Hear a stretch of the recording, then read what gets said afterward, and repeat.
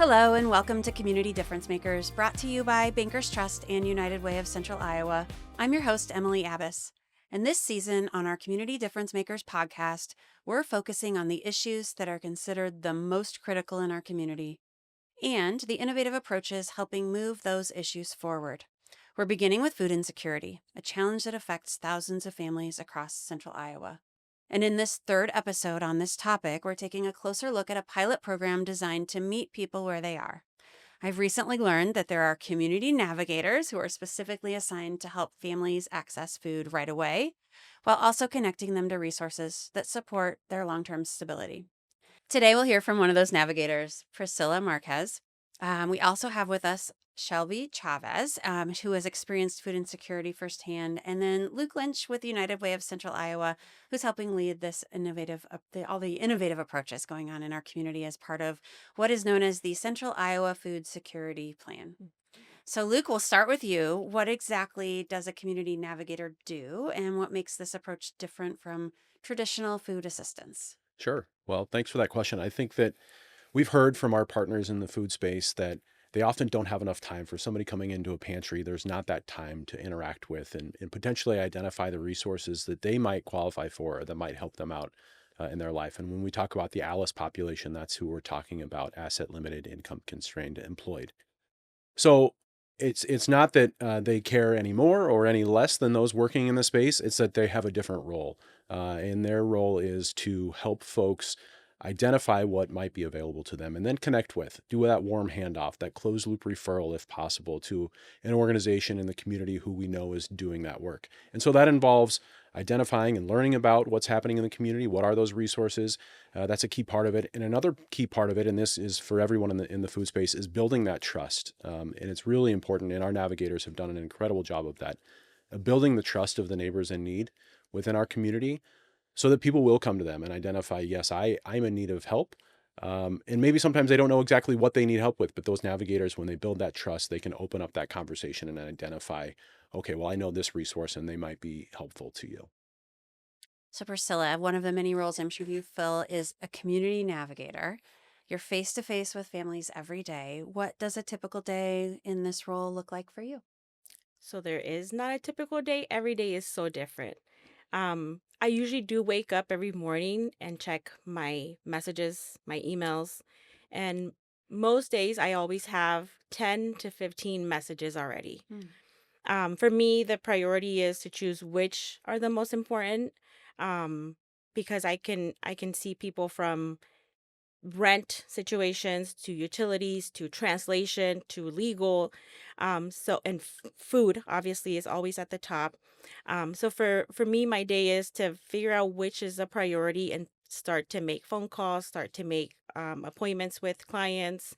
But the most important thing for me is to see which is everyone is important, but which is the priority at the time. um but every day is different. I love that. Yeah, I love it too. It makes my day special Yeah. and different and important for every client that I see. Luke talked earlier about the importance of trust. How do you build trust with families that you work with that have hard experiences, maybe having a hard time in the past asking for help? Yeah. Um, I always I always like to remind people that they are human, and I want to put myself in their place. I am a daughter of immigrant parents, and I would have loved for them to have someone like me when they came here. Mm. And so I love to let them know that they are also important. The fact that they are asking for help does not make them any less, and build that trust with them.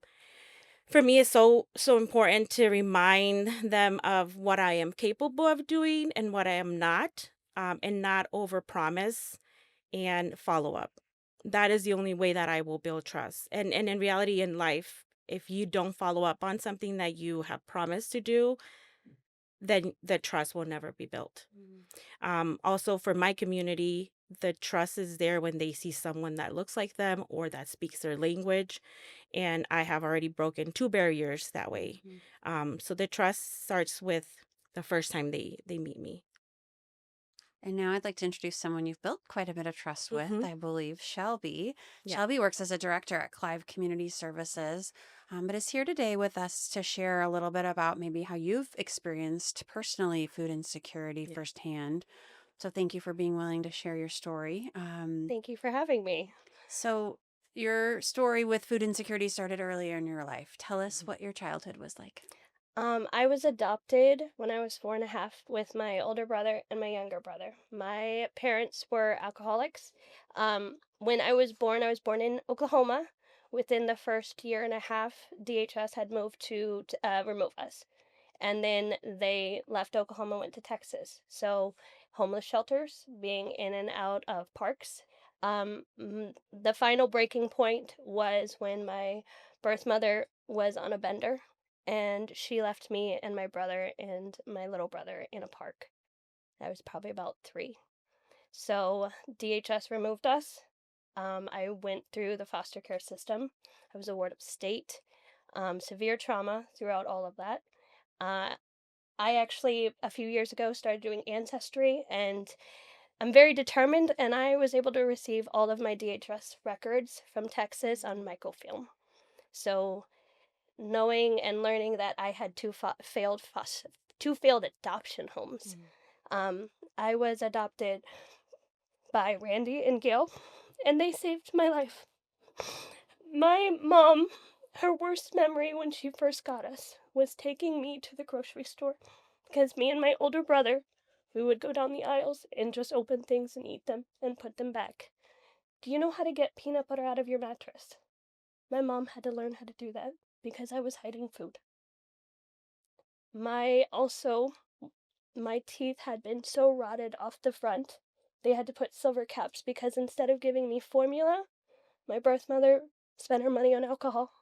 So she would give us sugar water. So that carries on. I had also then became a young mom. I don't know if anybody knows this. At 18, you don't know anything. Mm-mm. I went off to college. So between the ages of 4 and 18, I had the best life possible. But that early trauma of food insecurity has carried over.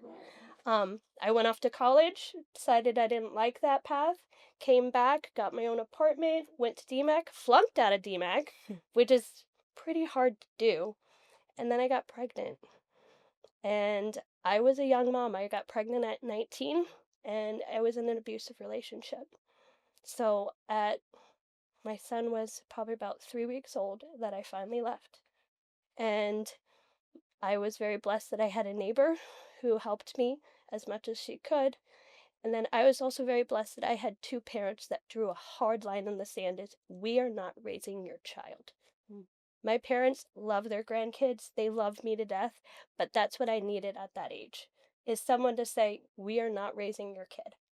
And what I've noticed with some of the populations I've worked with, I have a grandmother that comes in who's raising her 3 grandkids, working 2 jobs, trying to make ends meet because mom isn't doing what she's supposed to do. And I'm so thankful my parents did that for me.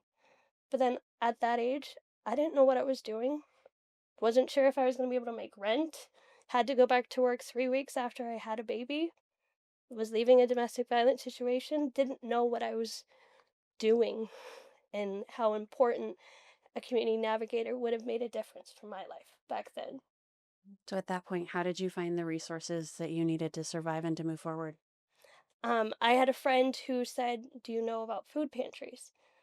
And I ended up going to one in the area, and that was a lifeline. And then I learned about WIC and having WIC help support with formula to help my little one, and just being able to access the food pantry when they had diapers and stuff. Because I remember spending my last $5 to buy bread and diapers. And that was hard for me to ask for help because you have this just automatic assumption that you go to a food pantry, they're going to look down on you. But then also, I didn't grow up like that. Between the ages of 4 and 18, I had everything I ever needed. I have the best parents in the entire world. But so it was hard for me to ask for help. And I didn't know what I was doing. How might that have been different if you had someone like Priscilla in your life as a navigator earlier on? I would have been able to talk to the navigator and explain what I was going through. Um, when I left the domestic violence situation, it was culturally, it was someone of a different race, he was an immigrant. So being able to connect, especially for me, with someone like Priscilla, of like, okay, this is similar. Like you can access this resource for this, and you can access this for diapers. This place you can go to a clothing closet, and just being like filling out SNAP paperwork. It used to be what, 9 pages, and now it's like 20 Almost pages. 30, yeah. Oh, Yeah. So that's been a barrier to clients. But that would have been a barrier for me. Like, I'm not sure what I'm doing. and now I love this. You run a food pantry yourself. What do you wish people understood about families who use food pantries or programs like that one? Most of the clients that we see are two working parents with kids. It's not just people who are trying to live off the system. They want free things. It's families that are struggling. Rent is exploding. The food prices have gone up, and parents need help just to make ends meet. So being able to connect with them in that way has been helpful. Thank you for being brave and sharing your perspective. How old's your little one now? My son will be 14 in February, and then his little brother will be 2 in January. They're lucky to have a strong mom like you.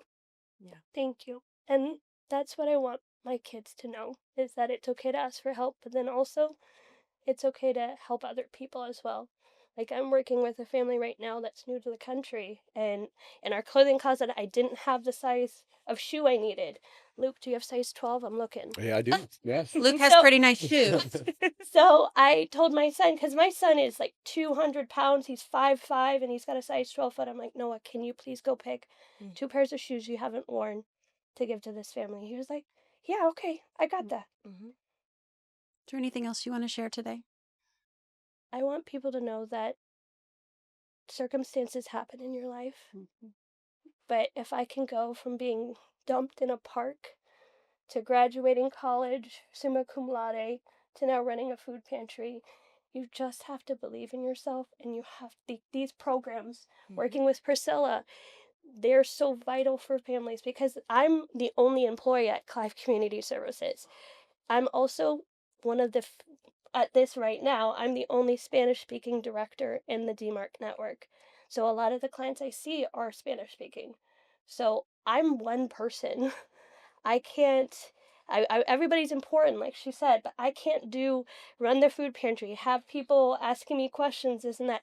So if I do know and they share with me, because they're speaking in Spanish, okay, I'm needing this resource. What can you do for me? I've sent clients over to Priscilla. I'll just give her a call. I'm like, hey, I'm going to send some people over to you. And vice versa. There's times where we do focus on food, right? But there's things that sometimes we don't have for every client, and I will reach out to her. So we definitely work. She needed someone like me, right, growing up, but now I need somebody like her, We need each other. right? Yes. And so it is a very, very beautiful relationship, Yeah, I feel she's like, that we very- have yeah. built. It's very special. We're not just co-workers in this fight together. We're really close friends. Yeah. Wow. Well, you may be one person, but you're making a true difference and you're needed in our community. So thank you. Thank you. Yeah.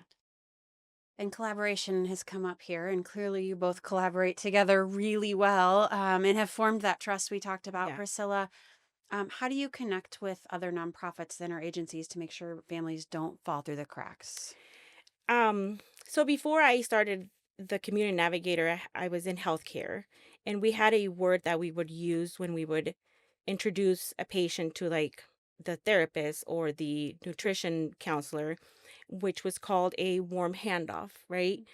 So I feel like for me to build those trusts with other partners, I can't just be like, hey, Shelby, I'm sending you someone. I have to talk to her. Hey, I have this family. They're going through this, they're going through that, and build that trust with her as a partner. Because she's also not going to want to work with me again if I just send 5 families to her and with no background. So I try to, with whoever I work, any partner, big or small, have that warm handoff so they can continue working with me, because it's not easy working with the population that we work with. It is super hard, not just because this work is hard, but because the fears that they have Mhm. are really real. And some people don't want to take the time to work with those populations, but um, building that trust, even with partners, is super important to me. So we've heard all these amazing personal stories, Luke. I'm going to take it up 30,000 feet and ask you, what systemic gaps has the pilot you're working on revealed so far? Yeah. I think we've identified where there are long lines Hmm. for programmatic programs in the community, and we work on that through United Way, through our advocacy work, through funding, through the traditional cabinets, our 5 cabinets through United Way. So we continue to identify those. I think the gap that this pilot has really identified is that navigation piece, that that it does make a difference when somebody can connect with an organization. And Priscilla was just telling a story, so it's okay that I share this about impact in LIHEAP, signing folks up for energy assistance in these cold months. And if just understanding the different requirements for folks. If there's one piece of knowledge that somebody doesn't have, then they may not qualify. But if they have that one piece of knowledge, then they will be able to qualify for that assistance, which is so crucial in cold months. And that's just one example. So that gap that we're filling through this navigation, and then not just a one-time thing, we're really attempting to make sure we're identifying where those gaps, documenting them so that we have a toolkit for this community navigation pilot project, so that we can expand this, so that folks can see, here's what effective community navigation looks like. Here are the trainings that were helpful. Here are the connections, and here's how we've effectively built trust. So those are the big gaps that I see. The other one is around data, and we continue to really focus on that through data collection of how many people are we assisting, because we need to be able to tell that story. And that gets to the advocacy piece as well, to be able to tell the story, to impact change and policy at all levels of government. We need to be able to say, here's who we're helping, here's how we're helping. And so really identifying that gap, and being able to spell that out, and then tell the story of who these folks are.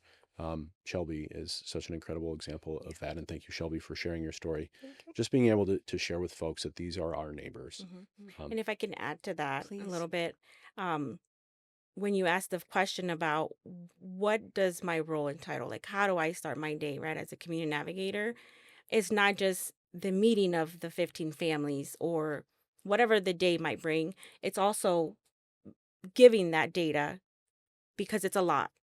It's a lot of documentation. It's a lot of following up. So it's not just me every day meeting with people and finding the resources and going to the schools and going here and going there. It's also me sitting down and collecting that data and giving that data back to where it's important, because ultimately that's what's gonna Mm. make it better for all the other future community navigators, because that's what we talk about all the time. It's only 3 of us, and we could use about 20 more or Yeah. more, because the difference that I've seen from when I started this, when the pilot program started, to now, it's not just food anymore, and everything is a circle, right? We talk about how it's food, it's legal, it's education, it's everything. So um a lot of my work also is data and documentation. So we're going to wrap up with a final question. I'd like to ask each of you who'd like to respond, what gives you hope when you think about this work and the community we live in? Who'd like to go first? What gives you hope? I can go first. I feel like for me, the hope comes from when um, a family calls me and says, so an example is I was able to get a family in contact with a organization that provides beds for kids. Mhm. Um, this family doesn't speak any English, but I love to empower um, the community, that they can do it themselves, right? Like there's Google Translate, there's everything available for them to be able to communicate with these people that are bringing their beds in. So for me, hope is when when this client calls me and says, Priscilla, I was able to communicate with them. However I did it, I don't know. but my kids have a bed. So that is hope for me. When the child of a parent that translates for them, that is 7 years old, tells me, my mom is studying. So that is hope, right? So that's what keeps me going. And it's small little things, but all those small little things are what makes us love this. Yeah. I don't know about you guys. This partnership that we've seen here today and that Shelby and Priscilla just explained, Shelby's story gives me hope. And I think on a broader level, the way that our community comes together around critical community issues, we have seen so many people at different tables, and both of you are at those tables, and Emily, you are as well, that continue to come together and insist that we are meeting regularly to discuss the food security plan. How are we moving forward on it? Not just on the navigation pilot, but on all aspects of it. How are we moving forward on that? And it needs to be a priority for our community. And it's truly not a plan that's sitting on a shelf. And that gives me hope for our community. Do you want to add anything, Shelby? Can I say I'm hope? Yes, absolutely. Being an example Yeah. that anybody can do it with a little help of friends. I'm so excited for this pilot program because one, that takes one thing off of my plate at Clive Community Services, but then also being able to show an example of, like, with hard work, with grit, and believing in yourself, and access to these resources that a lot of families don't know are out there. They're out there, but we just have to be able to connect them with that. So just being an example, and this program is going to change lives. It really has. Oh, yeah. It has. Yeah. Well, listening to all that you've shared, what really stands out to me is how much hope lives in the connections. The connections between families, the connection with your navigator, volunteers, and the organizations working to make this possible. Thank you, Luke. Thank you, Priscilla. Thank you for Shelby for joining me today and reminding us that real change can happen, one connection at a time, one connection just like the one that you two have made. I've also really learned that we're talking about food insecurity here, but this issue is beyond food. Today, we've talked about beds, we've talked about electricity, we've talked about size 12 shoes. I mean, this list goes on and on and on. So, listeners, if you'd like to learn more about how to get involved, whether through volunteering, giving, advocating for change, becoming a navigator, how many more do you say we need? More than 20. More than 20. We need people from all walks of life. Yes. There you go. We need people from all races, because if they trust me to speak Spanish. I am not an immigrant. I don't have that pathway. I understand it because my husband's an immigrant, but having someone that looks like them helps and makes it breaks that it shows them that, okay, I can trust you. You know what I'm going through. Yeah. So we need people from Afghanistan. We need people from all over walks of life helping their neighbors. There you go. Become a navigator. If you can't become a navigator yourself, help fund and support a navigator. There's a lot more information online at unitedwaydm.org/food. So go there to learn more. I'm Emily Abbas from Bankers Trust. Join us next time for the final episode on this series of conversations about food insecurity in Central Iowa. In our final episode, we'll be exploring how this issue affects our children and students, especially during the times of year when maybe they're not in school and they don't have the resources that they have during the school year. Thank you for taking the time to learn about this important topic, and please share our podcast with others. We're available anywhere podcasts are found and also can be watched on video on YouTube as well. Thanks so much.